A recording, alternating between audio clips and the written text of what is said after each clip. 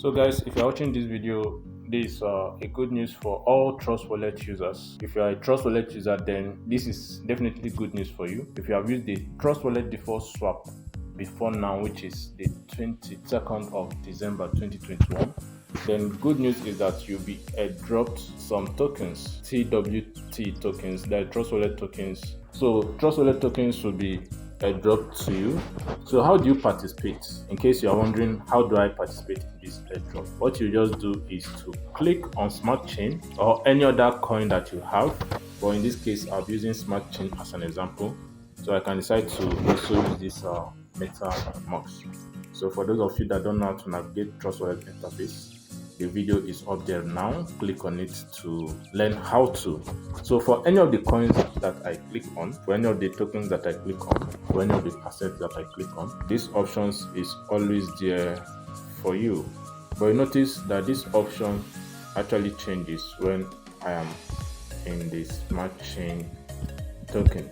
So you notice that you have what? More here, right? So you have more. So that more is what you're going to click.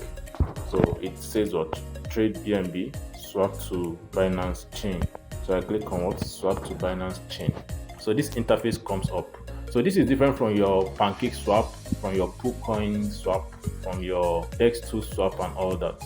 So this is the native Trust Wallet swap, and it's easy like ABC. So what you're going to do is, notice that at this point is the percentage of funds that you eventually want to use for your swapping. Suppose you don't want to enter it manually, so you can go for 25% of your total funds up to 100%. So I'm just going to go with 50% of my total funds.